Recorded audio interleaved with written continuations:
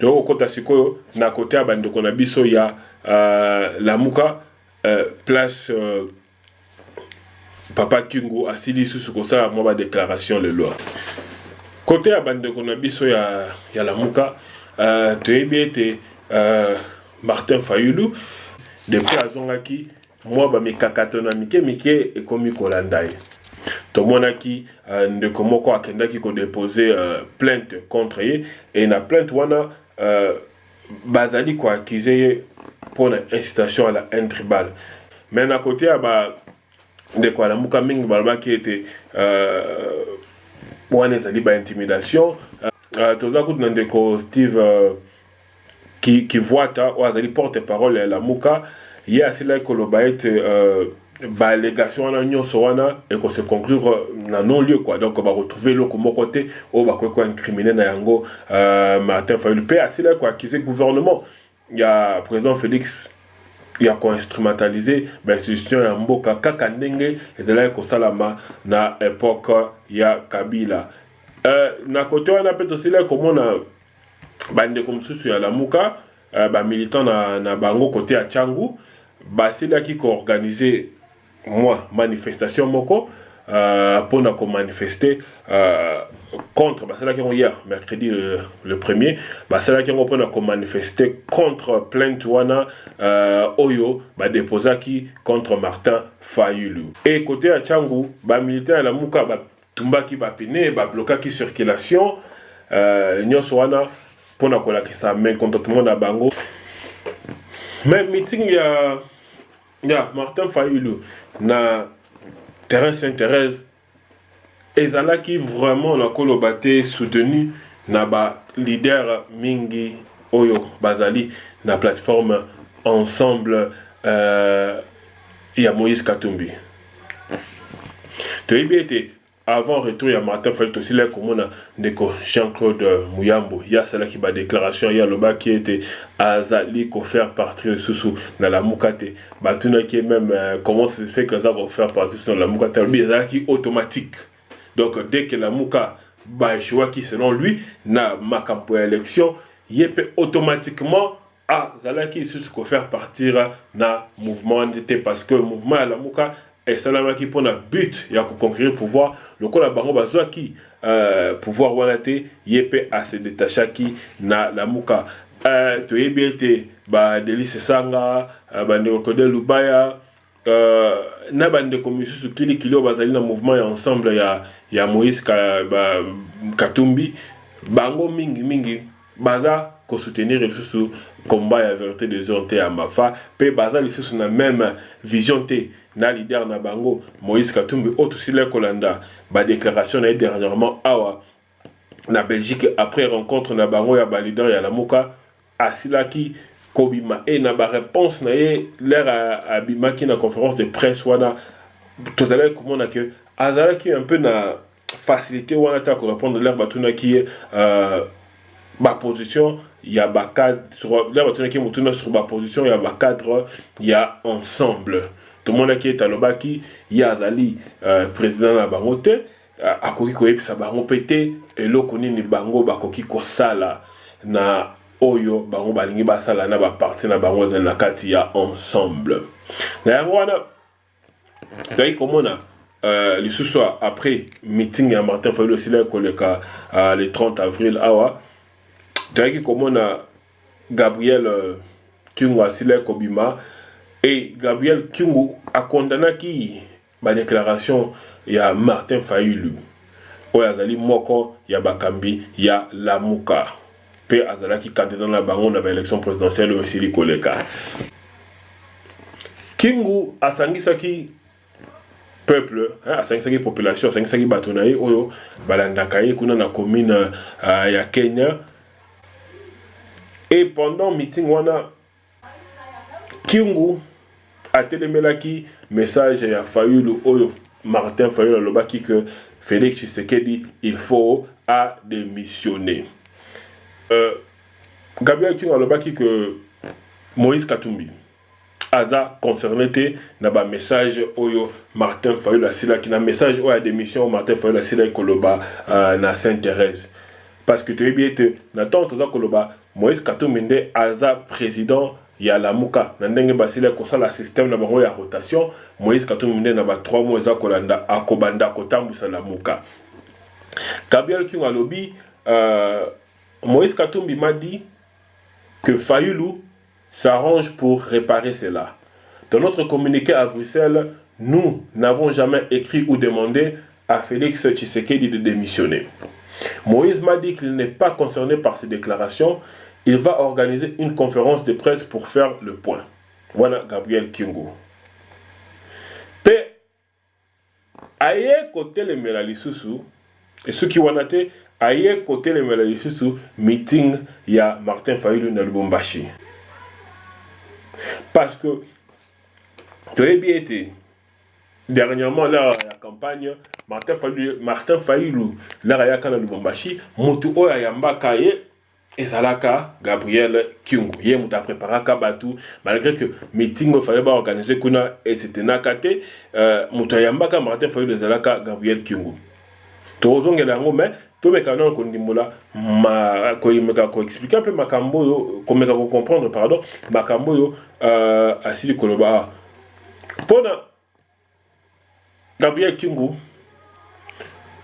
Martin Fayulu ndenga aza ko se préparer pona ko bongisa maloba na asili ko bimisa wana ya koloba ya ko senga na président Mokambi ya mboka président Félix a tikabo compte a démissionné. Alobi était na réunion na bango basaki na Bruxelles. Pe na ba déclaration bimaki na ndenge biso to monaki na ndenge biso to yokaki. Bango tout ba leader bazalaki wana batikala ko yokana jamais. Batikala ko décider jamais baya ko senga président Félix a démissionné. Donc discours wana ya ko senga président Félix a démissionné selon Maloba ya Gabriel Kyungu eza makambo ya falu ya Fayulu yemoko. Donc eza ba invasion na yemoko ba improvisation na yemoko. Alobi était Moïse Katumbi oya azali président ya plateforme la muka natango toza koloba sikoyo aza concerné ni de près ni de loin na makambo yango. Et Moïse Katumbi yebisi ye Gabriel Kyungu ke Martin Fayulu aza komi bongisa pona ko bongisa maloba wana. Moïse alobi été kalamingi tie pa ko sala conférence de presse pour mettre le point sur les i sur makamwana ba déclaration oyo par Martin Fayulu asilaki ko sala. Donc tout ça pour moi on a déjà que quelque part il y a tout d'un koloba que soki bozana mouvement moko oyo place bakomba minene ezali mingi parce que lelo mafa pa komi komba monene makasi na mboka Congo bakomba minene ezali et ba leader batondi mingi tokobanda kokutana kana ba ka oyo mingi tokobanda kokutana kana ba conflit oyo mingi parce que moto na kati na bango azana agenda na biso tout est bien été mafa agenda na ye parce qu'il se déclare toujours président élu légitimement agenda na ye ezali ya ko récupérer vérité des urnes naïe. Ya ko récupérer pouvoir naïe, pardon. Mais tandis que agenda bande comme Soussou ezali plus politique, plus na kati ya opposition parce que tokaki ke bisonyoso et tokaki bisonyoso kuna na Bruxelles ndenge balobaki que bako siéger que malgré qu'il failli le bazo le bailleur siéger mais tokaki que bande comme Soussou wana baza wana ba député na bango na batu na bango tout bako siéger et bako zala ba opposant na kati ya machine politique ya Assemblée nationale ya Congo. Même Martin Fayulu du monde ngaza wana pe azana suppléant. Malgré qu'azolo bakako siéger mais azana pe na suppléant o azakuna oyo abanda kozwa salaire naie chaque fin du mois. Donc tout le monde leader on est sur comment mutu na mutu azak quand même na moi agenda naie parce que tout le par exemple Matungulu na Mozito bango baza plus na kati ya la moka pour la survie politique na bango parce que Adolphe Mozito, Matungulu, sans Lamuka, politiquement, baza coexistait. Donc, Eza Kosenga na bango était Lamuka existait, pour bango peut pas continuer coexister. Jean-Pierre Mbemba, côté naye, yépe aza na kati ya Lamuka, na cadre stratégique, paye à positionnement. Parce que tu es bien, en 2023, à Koluka, à Tchalissus Libaya. Malgré que, l'ongola qui est na Turo, na cotisé, loi pour na kosala yango. Mais hier, quand on a la carte à la Mouka, à travers peut-être député à la Mouka, on a fait ma motion sous la carte à parlement là pour peut-être que toucher loi wana oyo et ça là qui que Jean-Pierre Mbemba a la libanda. Donc Jean-Pierre Mbemba quand on a carte à la Mouka peut que bénéficier na appui. Il y a des députés, il y a ensemble, il y a des députés, il y a une MLC, il y a une plateforme sur la Mouka et qu'on peut mettre des sous-sous, battre pression pour na côté de la bakaya makambo c'est là que Jean-Pierre Mbemba a proposé candidature. Donc il y a na carte la Mouka pas ça peine na oye ba stratégie makambo na carte. Côté à Moïse Katumbi même chose. D'ailleurs côté na ye ce qui totali malamu il y a un intérêt à la bien président Félix parce que makambo belé azaki nango to mone komi kokoya koya ka liboso o bazali ko kosela makambo ya mamba bandaku justice et ko ici même justice on a condamné que le ba ko ici ka les soucis ba mercenaires o ba kosela ke kazara na ba mercenaires même si ceux condamnés que le sous est cohésien. Donc ça veut dire quelque part entre Moïse et le président Félix, Bazako solo là. Singeza koleka. Moi ma soleza kobetama. Yangwana oza komona Gabriel Kyungu ya lobi été Moïse Katumbi a concerné dans la déclaration de la démission. Parce que comment est-ce que Yoko Luka, Mutu Oyo, Azo Sala tout, a pêché au passeport, Basali que Makambo Zaki ko empêché aux gens à Namboka et quoi Azo Sala tout aux gens à Namboka, Yoko Senga sur démission. Aux hommes on a été ici quand on a naissance et on a la bénéfice pour un de Moïse Katumbi. Donc, côté la banque Singa, Eza Koleka. Penalanda Kapé, je pense que c'est un élément de Fabien, monsieur Mboussa Nyamouissa. Il y a peine de confirmer à tout le monde qui est là, est-ce que yo, toujours qu'il y a une rumeur que vous allez se rapprocher du président Félix. Est-ce que ça a sauté le coup? Oui, Nasolarana Félix, Nasolarana Batunyoso. Ça ne veut pas dire que ceux qui n'ont pas la Mouka, Nasolarana Félix, Nasolarana Batunyoso. Mais tout ça, on a vu combat.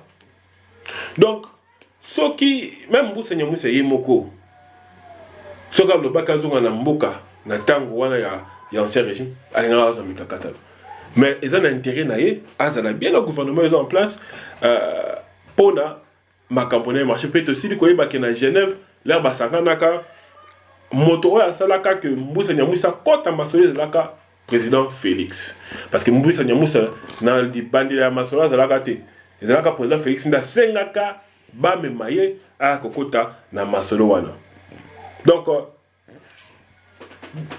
je pense que les gens ont besoin de comprendre que le jeu politique n'est pas que c'est joué à. Est-ce que déjà tout le monde a une contradiction au Salama? Est-ce que la Mouka continue d'exister?